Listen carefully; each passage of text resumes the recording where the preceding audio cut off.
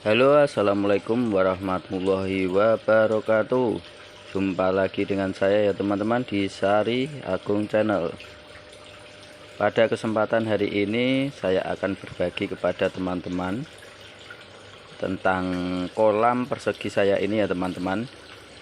Mungkin dari sebagian teman-teman ada yang bertanya, Om, kolamnya kok bisa buat biovlog, juga bisa buat air mengalir.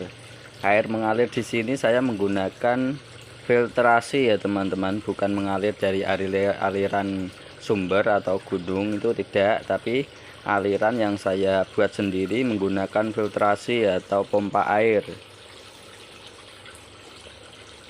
Jadi ini kolam memang saya desain sebelumnya itu bisa buat dua sistem. Kalau untuk menggunakan aerasi itu pasti akan saya menggunakan biovlog, sistem biovlog. Kalau saya menggunakan filtrasi seperti ini, saya akan menggunakan sistem RAS. Tapi kebanyakan yang saya gunakan itu sistem biovlog ya teman-teman. Filtrasi itu hanya saya gunakan waktu pembenihan atau beli bibit baru untuk karantina bibit. Jadi bedanya aerasi sama filtrasi itu berbeda ya teman-teman. Kalau saya menggunakan aerasi itu otomatis saya menggunakan batu-batu aerasi seperti ini. Ini berhubung batu aerasinya saya angkat terlebih dahulu atau saya singkirkan terlebih dahulu.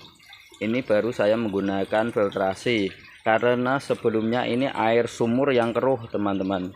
Ini dari air sumur yang keruh dan saya saring menggunakan chamber ember seperti ini, dan alhamdulillah selama 2 hari itu airnya sudah jernih ya teman-teman. Dan untuk filtrasinya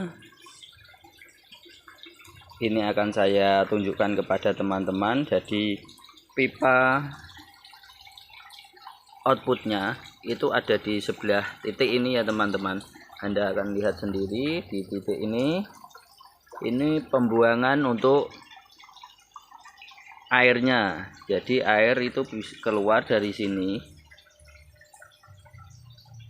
Kalau ini keluar untuk membuang air, tapi kalau ini ke dalam ember. Ini dari ukuran pipa 2 in, saya overstock ke 3/4.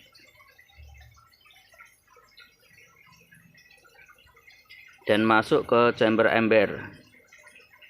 Jadi ini ada keran. Keran ini fungsinya untuk menutup nanti kalau saya sudah tidak menggunakan filtrasi, saya menggunakan aerasi, itu akan saya tutup. Dan ini ada level. Jadi kalau airnya lebih dari ini akan keluar sendiri.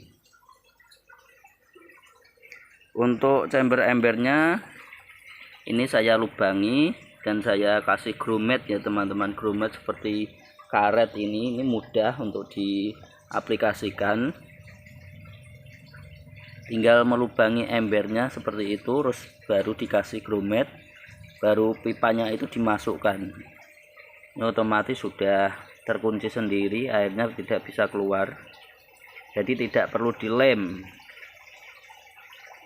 Dan untuk chamber pertama akan saya buka ya teman-teman. Nah, ini untuk chamber pertama itu ada jaring nelayan, ada jabmat, dan juga jaring nelayan ya teman-teman. Ada bayang-bayangnya. Nah,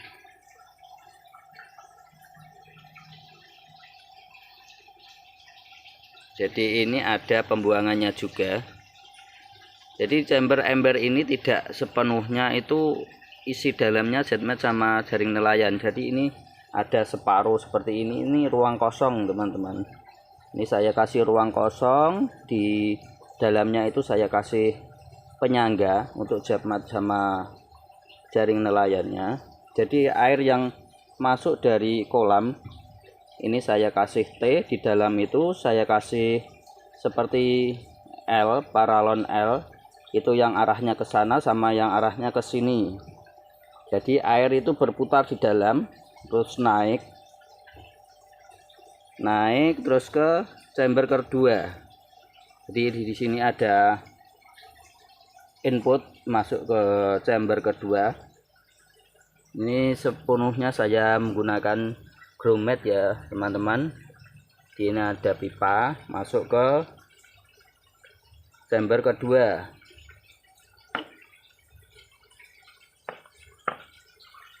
Nah,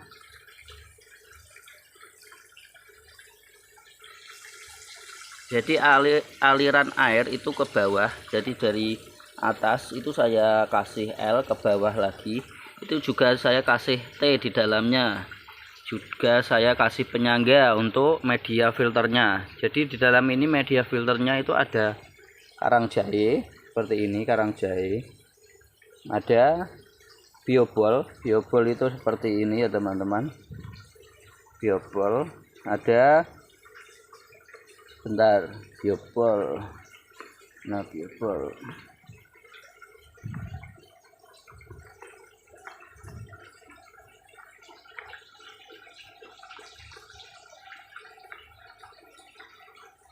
Nah, biobol itu seperti ini ya teman-teman. Ini biobol. Terus juga ada bearing. Jadi ada keramik seperti ring seperti ini ya teman-teman. Atau keramik ring. Ini juga sama, saya kasih pembuangan untuk di dalamnya. Ini dalamnya juga sama, ini tidak sepenuhnya. Ini jadi ada ruang kosong segini. Ini fungsinya untuk apa ya? Air itu leluasa dari atas masuk ke bawah, terus berputar di bawah, naik, difilter sama jaring nelayan, karang jahe, biobol sama bearing. Setelah itu masuk melalui pipa di sini di atas, ini masuk ke chamber ketiga. Chamber ketiga ini ada pipa, ada pompa air. Saya menggunakan Resun apa ya, kemarin lupa, yang wattnya itu 15 watt. Dan ini juga ada pembuangan untuk tidak sepenuhnya itu air masuk ke dalam kolam lagi. Kalau masuk ke dalam kolam lagi, ini nanti akan yang kosong airnya. Jadi tidak sama, kalau istilahnya apa ya Mas? Istilah bahasa chamber koi atau apa itu. Jadi ini saya kasih pembuang yang dari pompa itu keluar, tapi tidak sepenuhnya saya keluarkan, jadi masuk lagi ke ember. Jadi air yang di dalam ember ketiga ini tidak habis. Kalau bagusnya lagi ini dikasih keran ya teman-teman, jadi bisa menyesuaikan berapa yang ingin air yang kita stabilkan di dalam ember ketiga ini. Terus masuk ke dalam kolam lagi seperti ini. Ini saya kasih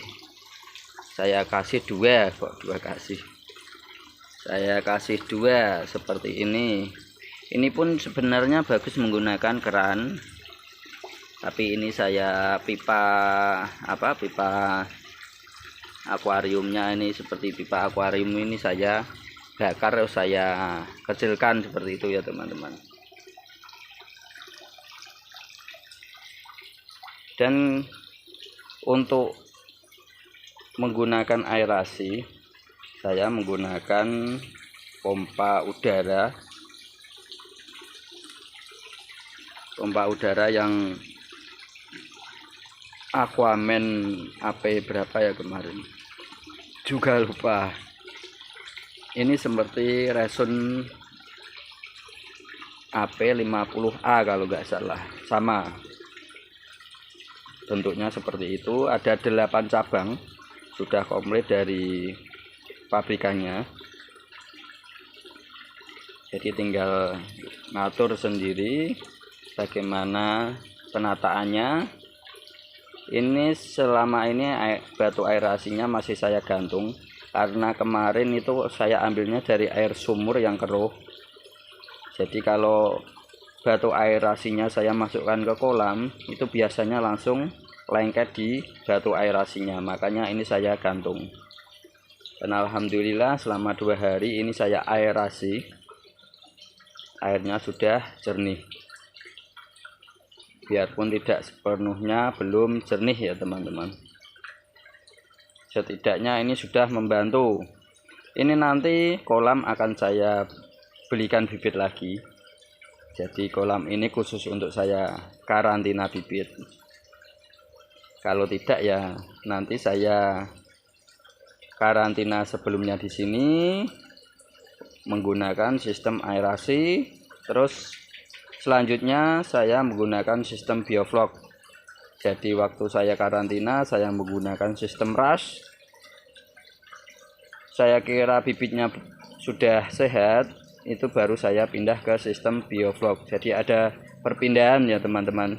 Jadi kolam ini ada 2 fungsi. Jadi bisa menggunakan rush, juga bisa menggunakan sistem bioflok.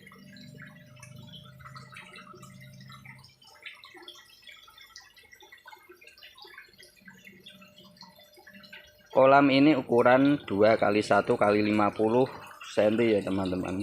2 meter kali 1 meter kali ketinggian 50 cm.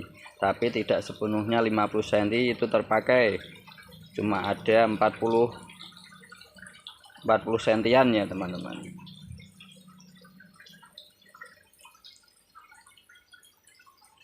Sekian yang bisa saya berbagi kepada teman-teman. Mohon maaf kalau ada kata-kata dari saya ada yang salah.